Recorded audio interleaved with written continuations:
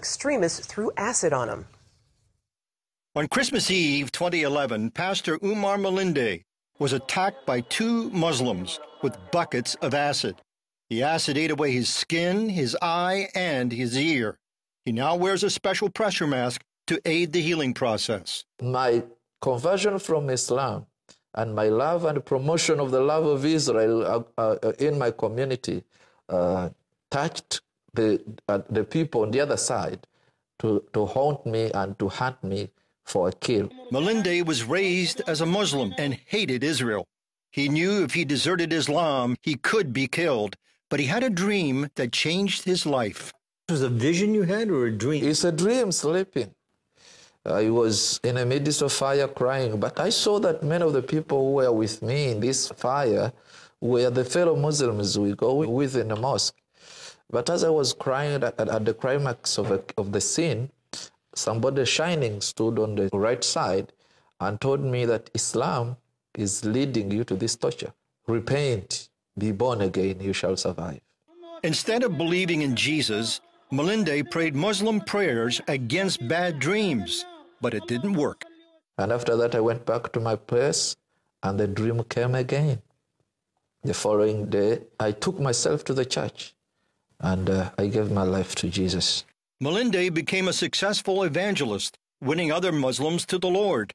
He later founded Gospel Life Church in Kampala, Uganda, where 30% of more than their 1,000 members are ex-Muslims. He also came to love Israel and brought others to visit the Holy Land. Your former friends and your brothers in Islam must have hated you. They hated me. That's the reason. So on the 24th of December 2011, as I was coming out of my church, somebody pretended as a believer. He said, "Pastor, can you help me?" He wanted my attention, my full face. Yet he had a bucket of acid in his right hand. As I was turning like this, the Spirit of God in me told me, he's a wrong person. So I turned my face to enter my car quickly to drive away. As I was approaching my car, he poured a bucket of acid on my head. Oh. So I felt like I'm being thrown into hell. I felt fire from up to down to my toes. And I was like, something is cooking me. And they shouted, Allah Akbar, Allah Akbar, Allah Akbar, 3 times. I realized that I have fallen into the ambush of Muslim terrorists. Malinde was rushed from one hospital to another, first in Uganda, then in India, and finally Israel.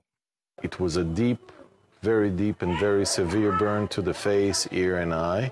I spoke with Dr. Joseph Hike, head of the burn center at Sheba Medical Center, Tel Aviv Hospital. Because it was 2 weeks old, we had to wait and see that our cleansing was good enough or sufficient. And then in the second stage, we ordered skin substitutes. We reconstructed the face, obviously in association with his own skin grafts. This is a man from Uganda, and here we are in Israel. So why would you take him in here? There's no difference, and we do not discriminate between age, race, origin, religion, or whatever. This hospital has a big tradition for many years now to help around the world. What is the prognosis now from here on out? Most of the grafting helped and succeeded in 100%, but unfortunately we'll need further surgeries. Malinde told me that people need to understand that it takes the power of God to spread the gospel and comes with persecution. So you're not angry with God? I'm not angry with God. It has encouraged me to serve the Lord more, to expose the lies. You see, people say Islam is a peaceful religion. But if you say that Islam is peaceful, look at me. Yes. I am the true picture of what Islam is all about. But they say there are radical elements and there are good elements, peaceful elements in Islam as well. But that's not practical, because these radical people, they read what they read from the Quran. And whenever a Muslim does not like something, everywhere in the world people know, they will demonstrate on the street. If not killing ambassadors, they will burn the houses and everything. Melinde says Islam wants to rule the world, and terrorists take their inspiration from verses in the Quran. This verse says, فَقَتِلْهُمْ حَتَّى لَا تَكُونَ فِتْنَةً وَيَكُونَ دِينَ اللَّهِ. Which means? Kill, fight, and kill those non-Muslims until when there is no any other except the religion of Allah. How do we, as Christians, in my case, an American Christian from Scotland, how do we fight that? How do we defend ourselves against that? Islam is eating the West because the Western world has compromised and sweet-talking about what is happening and thinking that keeping quiet will solve the situation.